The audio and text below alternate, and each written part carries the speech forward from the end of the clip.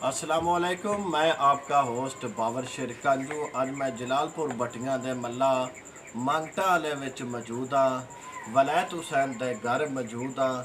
उनका 12 साला बच्चा सदुल्ला साडे नाल मौजूद है, जिहड़ा बचपन तो ही पैदाइशी मजहूर है।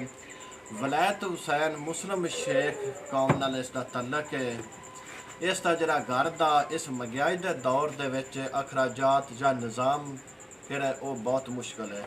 नाल नाल उसका जिहड़ा 12 साला सदुल्ला उसका बेटा है, उसका भी जिहड़ा निज़ाम है या उसका दवाई का खर्चा या उसका जिहड़े अखराजात ने वो इस महंगाई के दौर दे विच इस वलैत हुसैन मुस्लिम शेख नूं बर्दाश्त करने बहुत औखे ने। तो हुण असीं इहदे नाल गुफ्तगू करने भी इस महंगाई के दौर दे विच अपने बेटे सदुल्ला दे किहड़ा निज़ाम है जिंदगी वो किस तरह इस बर्दाश्त करता पे, और बाकी जो घर का निज़ाम है वो भी तुसीं नाल नाल वेंदे पे। घर का निज़ाम भी इस किस तरह भी इस नंदे घर का निज़ाम है कि नंदा किहड़ा मेन दरवाज़ा है घर नूं गली तो वो मेन दरवाज़ा भी नहीं, इतनी कोई गुरबत है या इतनी कोई इतने अखराजात भी नहीं है बर्दाश्त कर सकते भी। कदी कदी घर दे विच ऐसी नौबत आ जाती फाको तक आ जाती है।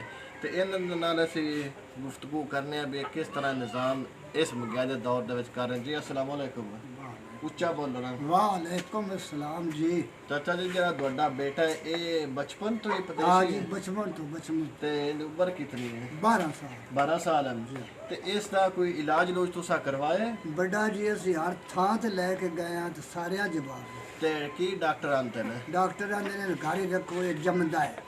अच्छा, ते हुण इसका की तुसी करते हो, की इसका निज़ाम इसका किवें चलाते हो? एकदम बड़ा जी फिर टुर के मतलब ले जाइदा बाहर, हाँ। कोई दे छे कोई ना देवे जी। उधर गुजारा कर ले। ते तुसी की काम करते हो आप? असी आप ये काम करने सिर्फ अपने पुत्र दी हाँ, जेह्ड़ी पुत्तर। ड्यूटी है ओही बिल्कुल दिंदे हो, ना आउन ना ना जान, बस ना कदाइयों भी नहीं। ना बिल्कुल। ते बाकी निज़ाम घर दा किस तरह चलता है?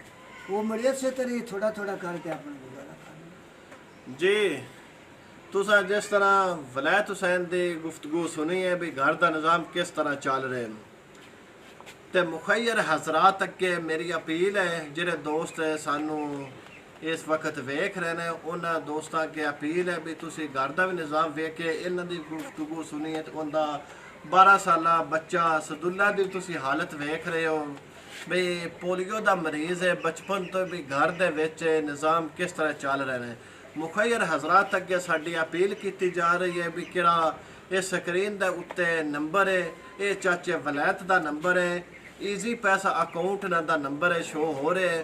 किहड़े दोस्त ने अपनी मदद आप दी तहत असी कोई ये नहीं आंदे भी तुसी जरूर सानू देओ पैसे असी फिर इन्हां देने आ, तुसी डायरैक्ट है ये चाचा वलैत राम का नंबर है, तुसी डायरैक्ट है इन्हां नू जो भी जिहड़ी तुसी इमदाद करनी है तुसी इन्हां नू जो भी किसी ना बनदा है या अपड़दा 100 नू 50 नू जिहड़ा भी अपड़दा है जितने हो सकन जिहड़े दोस्त वेंदे पे वो तुसी इस नंबर ते ईजी पैसा तुसी इन्हां नू सेंड कर सकते, अपने कार्य खैर में तुसी हिस्सा पा सकते ताकि इन्हां दा जिहड़ा निज़ाम है इस बच्चे दी अज दे दौर दे दवाई लैन बड़ी मुश्किल हो गई है। दूसरा तो निज़ाम अलहदा घर दे बिल बिजली किराए बाकी खान पीने अखराजात कित्थे पूरा करे। इस तो मुखैर असरात अगे अपील है भी इन्हां दा किहड़ा नंबर मैं दे दिता है, तुसी इस नंबर ते तुसी अपनी जो कार्य खैर हिस्सा पाना चाहते हो पा सकते।